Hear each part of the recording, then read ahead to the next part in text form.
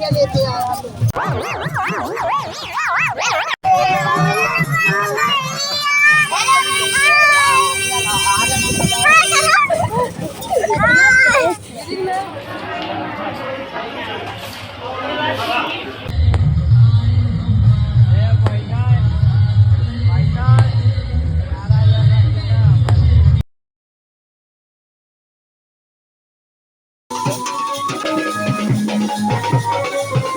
Let's welcome to Madhu.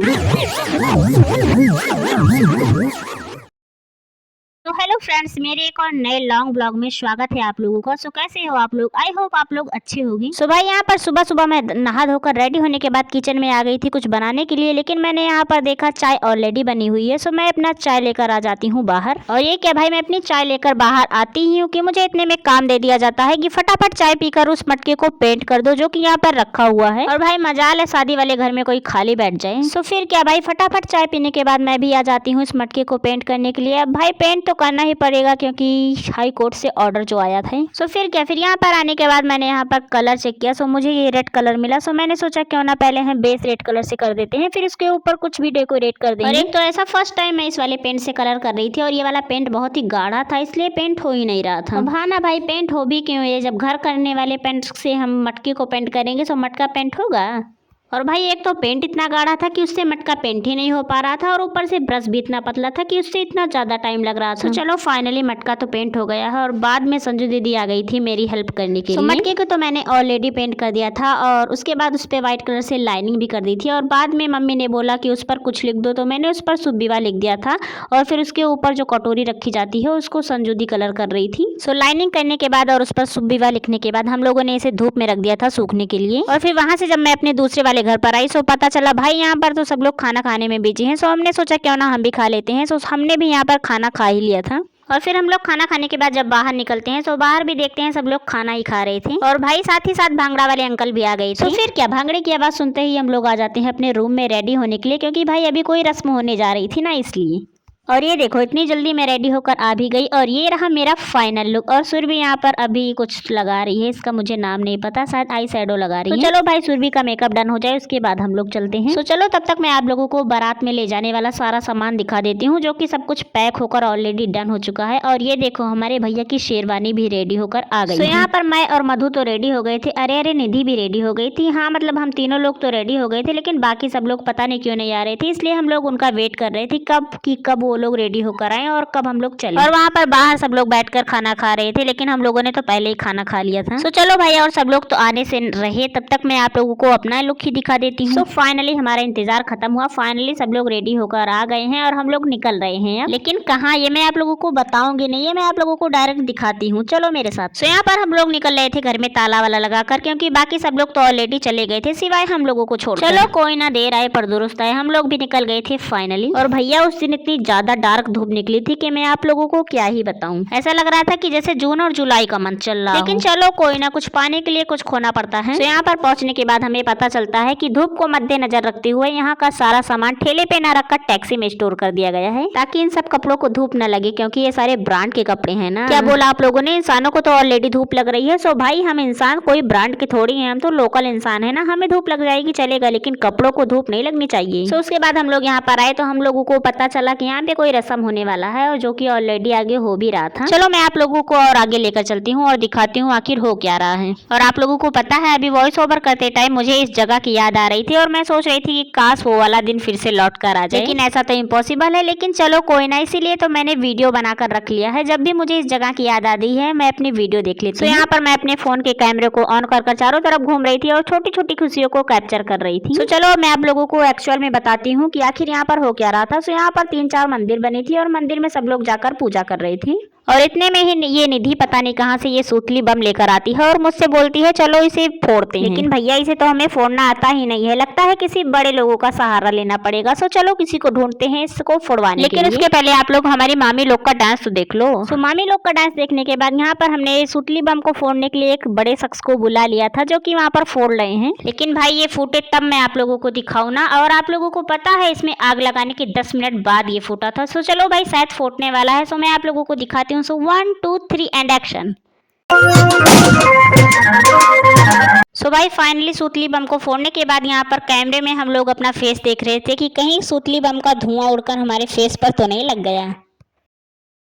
और भाई इसे देखकर तो मुझे ऐसा लग रहा है कि हल्दी में हम लोगों ने जितना डांस किया था आज हमारी मामियाँ उतना ही डांस करने वाली हैं। और ये देखो सुरभि का मेकअप अब फाइनल हुआ, सो ये अब आ रही है। लेकिन एक मिनट, मधु तो हम लोगों के साथ ही आई थी, तो ये कहाँ छूट गई थी? तो चलो कोई ना, आपकी बार से हम लोग हाथ पकड़ कर चलेंगे भाई, कोई फिर से न खो जाए इसलिए। और इन्हें देखकर ऐसा नहीं लग रहा है कि मेले में बिछड़े दो पुराने फ्रेंड मिल चुके हैं। भैया अब तो मुझे लग रहा है कि हल्दी वाला डांस तो हम लोग का नॉर्मल था, लेकिन आज लग रहा है उससे ज्यादा डबल डांस होने वाला है। और इस जगह को देखकर आप लोगों को ऐसा नहीं लग रहा है कि ये कोई पार्क हो? सो भाई ये पार्क नहीं है, ये हमारी बगिया है। अरे भैया अब तो लगता है हम लोगों को भी डांस करना पड़ेगा, क्योंकि कैमरे में वीडियो जो शूट हो रहा है, ताकि बाद में पेन ड्राइव आने के बाद हम खुद को देखकर हंस सकें। और ऐसा मैं इसलिए कह रही हूँ क्योंकि भाई साउंड पर हमें डांस करना आता ही नहीं है, तो यही कुछ रीजन था हमारा डांस ना करने का। तो उसके बाद हम लोग थक गए थे, सो मैं यहाँ पर आ गई थी, टैक्सी में बैठ गई थी आराम, सारे सामान को साइड में रखकर। और ये देखो मेरे पीछे कितने लोग आ रहे हैं। और मैं टैक्सी में बैठी ही थी कि मुझे पता नहीं क्या सूझा कि मैं इस ताज को अपने सर पर पहनकर गुरूम वाली फीलिंग लेने लगी थी। और ये देखो आयुष मुझे क्या बोल रहा था। और फिर मैं टैक्सी से उतरने के बाद जब मैं नीचे आई तो मैंने देखा ये क्या, मधु ने तो मेरा हाथ छोड़ दिया, उसने तो मेरे जाने के बाद किसी दूसरे का हाथ पकड़ लिया। चलो कोई ना, ये दुनिया तो है ही, मतलब ही हम अपना टॉफी खाने पर कंसंट्रेट करते हैं। और ये देखो भाई कॉफी को और कच्चा आम जैसी बड़ी बड़ी ब्रांड की टॉफियों को यहाँ पर जमीन पे लुटाया जा रहा है। तो मैंने सोचा क्यों ना चलो मैं भी टॉफी लुटाने वाली फीलिंग ले ही लेती हूँ। लेकिन ये क्या भाई, मैंने तो टॉफी लुटाई लेकिन वो सारी टॉफियां तो छज्जे पर ही। और मेरे टॉफी लुटाने के बाद सुरभि ने भी ट्राई किया और सुरभि ने कर दिखाया। मतलब मेरे से ही कुछ नहीं होता है, बाकी सब लोगों से सब कुछ हो जाता है। लेकिन चलो कोई ना भाई, वो कहते हैं ना जिसका काम उसी को साजे। सो इस सब चीजों को साइड में रखकर चलते हैं अब थोड़ा डांस करने के लिए। जबरदस्ती खींचने के बाद हम लोग डांस करने के लिए गए तो, लेकिन वहां पर जाने के बाद हमें कुछ समझ ही नहीं आ रहा था कि हमें करना क्या है। सो थोड़ा सा डांस करने के बाद मैं बहुत ज्यादा थक गई, इसलिए मैं और निधि आ गए थे यहाँ पर, टैक्सी में बैठ गए थे आराम से। और ये देखो हमारे सामने पूरी पलटन है, और पलटन आप लोगों से कुछ कह रही है, तो उसको सुन लीजिए।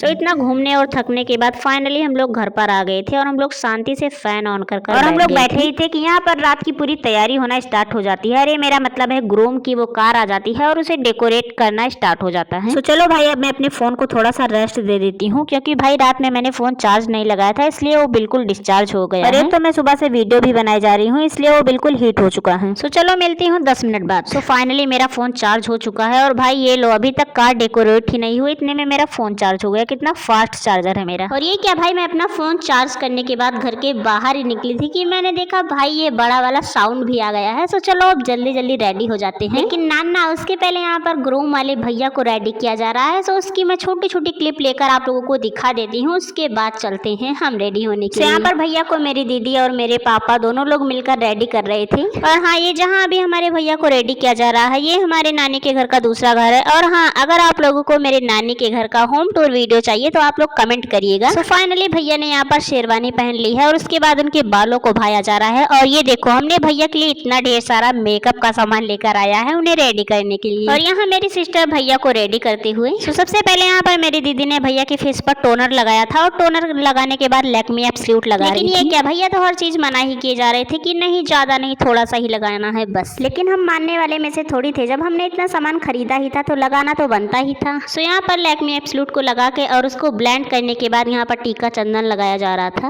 और हाँ, टीका चंदन लगाते टाइम हमारी मामियाँ लोग पीछे गाना भी गा रही थी, उसको तो मैंने आप लोगों को सुनाया ही नहीं। सो चलो मैं आप लोगों को गाना सुनाती हूँ।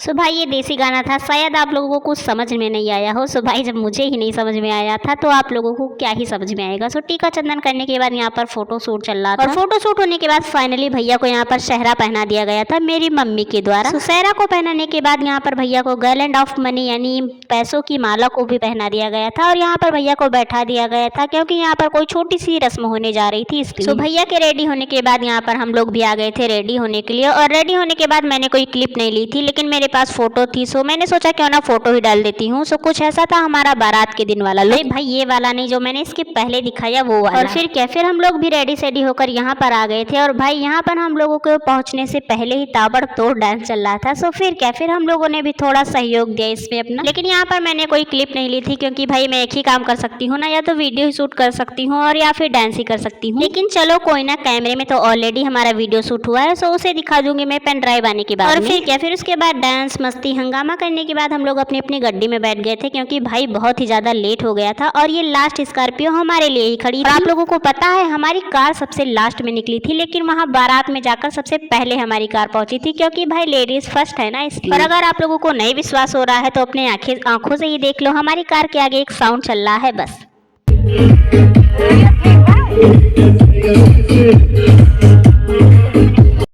और देखा, मैंने बोला था ना कि सबसे आगे हमारी गड्डी थी। सो यहाँ पर हमारी गड्डी को रोक दिया गया था क्योंकि भाई ग्रूम वाले भैया का वो रथ नहीं आया था ना, इसलिए।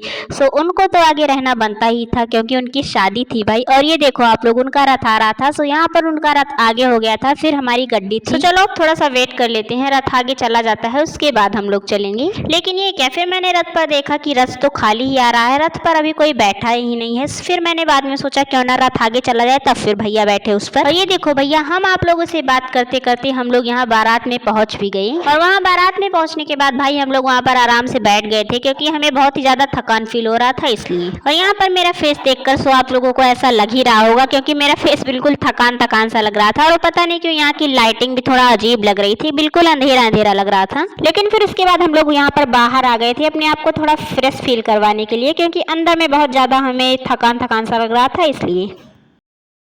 और फिर हम लोग बाहर आए ही थे कि उसके बाद हमें अंदर बुलाया गया पानी देने के लिए। सो हम लोग भी गए अंदर में, हम लोगों ने पानी वानी पिया और फिर उसके बाद हम लोग आ गए थे बाहर एंजॉय करने के लिए। और हाँ भाई, मैंने अपना लुक तो दिखा दिया लेकिन और सभी का लुक तो दिखाया ही नहीं। सो मधु का लुक कुछ ऐसा था बारात के दिन वाला। और हाँ, हम लोगों ने सेम ड्रेस ही पहना था, बस सब लोगों का कलर और डिजाइन थोड़ा चेंज था। वैसे तो सब लोग का 3 पीस। चलो मैं आप लोगों को सबका ड्रेस दिखाई देती हूँ बारी बारी से। सो सबसे पहले निधि का लुक कुछ ऐसा था और फिर उसके बाद मधु, मेरी दीदी और सोनी का लुक कुछ ऐसा था। भाई मैं आप लोगों को और क्या ही दिखाऊं, हमने ज्यादा फोटोज निकाली ही नहीं था, जो भी था मैंने आप लोगों को दिखा दिया। और फिर वहां से होने के बाद हम लोग यहाँ पर आ गए थे और यहाँ पर भाई फुल ऑन डांस चल रहा था। और भाई यहाँ पर आने के बाद मुझे यहाँ पर कुछ अच्छा लगे या ना लगे, लेकिन यहाँ का डेकोरेशन सो मुझे बहुत ही ज्यादा अच्छा लग रहा था, पता नहीं क्यों। सो क्या आप लोगों को भी ऐसा ही लग रहा है? अगर हाँ तो कमेंट में बता दीजिएगा। और भाई हम लोग यहाँ पर पहुंचकर यहाँ पर इंजॉय भी करने लगे, लेकिन मैंने ग्रूम भैया की एंट्री तो दिखाई नहीं आप लोगों को। फाइनली घोड़ी पर चढ़ने के बाद कुछ ऐसा था हमारे भैया का लुक, जो कि मुझे बहुत ही ज्यादा अच्छा लग रहा था। चलो भैया की ग्रैंड एंट्री देखने के बाद अब चलते हैं कुछ खाने के लिए क्योंकि भाई भूख तो बहुत ज्यादा ही लग रहा था। लेकिन उसके पहले मैंने यहाँ पर आयुष को नोटिस किया, जो कि यहाँ पर पता नहीं क्यों इधर उधर घूम रहा था और उसे कुछ समझ ही नहीं आ रहा था।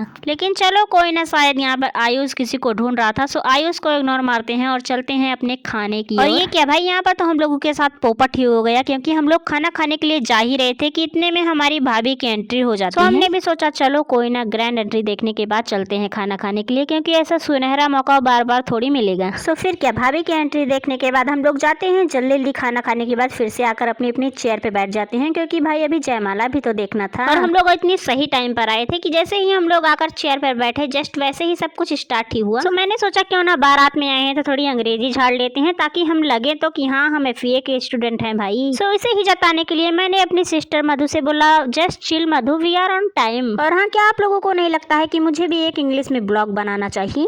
सो हाँ भाई, मैं भी ऐसा सोच ही रही हूँ क्यों ना मैं एक इंग्लिश टू इंग्लिश ब्लॉग बनाऊं जिसमें मैं पूरा स्टार्ट टू एंड इंग्लिश ही बोलूं। और इसी बहाने मेरी इंग्लिश स्पीकिंग की प्रैक्टिस भी हो जाएगी और आप लोगों को मैं थोड़ा जानकारी भी दे दूंगी। तो चलो भाई, इन सब बातों को भी छोड़ते हैं, ब्लॉग पड़ेगा तो आप लोगों को तो पता चल ही जाएगा। अभी जो करने के लिए आए हैं वही कर लेते हैं। अरे मेरा मतलब है शादी में आए हैं तो शादी को एंजॉय कर लेते हैं, घर पर जाने के बाद सोचूंगी। फिर क्या, जयमाला होने के बाद सब लोग जा रहे थे फोटोज निकलवाने के लिए और हम लोग भी गए थे, लेकिन कोई वीडियो तो नहीं है, लेकिन हाँ फोटो जरूर है। सो चलो मैं आप लोगों को फोटो ही दिखा देती हूँ। यही कुछ 2-3 तस्वीरें थी दिखाने लायक क्योंकि और सारी तस्वीरें तो ब्लर आ गई थी। और साथ ही साथ आप लोग सुरभि का भी लुक देख लेना क्योंकि सिंगल फोटो मेरे पास सुरभि की नहीं थी। सो फिर क्या, फिर उसके बाद फोटोज निकालने के बाद और खाना खाने के बाद हम लोग आ जाते हैं अपने घर। और भाई वहां से आते टाइम मैंने क्लिप तो कोई लिया नहीं था, सो वही जाने वाली क्लिप को मैंने रिवर्स कर दिया था। और भाई जितना मैं अपने वीडियो में सच बता देती हूँ उतना कोई बताता नहीं होगा। और ऐसा इसलिए है क्योंकि मैं अपने वीडियो में आप लोगों को ओनली रियलिटी दिखाना चाहती हूँ, शो ऑफ करना नहीं चाहती हूँ। सो कुछ ऐसे एंजॉय किया था हमने भैया के बारात वाला दिन। सो भाई क्योंकि ये वीडियो ऑलरेडी 15 मिनट का हो चुका है। सो मैं आपको रिसेप्शन वाली क्लिप तो नहीं दिखा सकती हूँ। सो वो वाला वीडियो देख लीजिएगा आप लोग रिसेप्शन डे वाले ब्लॉग में, जो कि आने वाला है 3 दिसंबर को। सो आप लोग रेडी रहिएगा। और साथ ही साथ मैंने अपने भाभी जी का हमने वेलकम कैसे किया था उस वाली क्लिप को भी मैंने उसी में ही ऐड कर दिया है। अगर आप लोगों को ये वीडियो थोड़ा सा भी अच्छा लगा हो तो वीडियो को लाइक कर दीजिएगा। और हाँ, अगर आप मेरे वीडियो पर न्यू हो तो चैनल को सब्सक्राइब कर दीजिएगा। सो आज के लिए इतना ही, मिलती हूँ आप लोगों से रिसेप्शन डे वाले ब्लॉग के साथ। सो तब तक के लिए bye bye, Radhe Radhe and thanks for watching.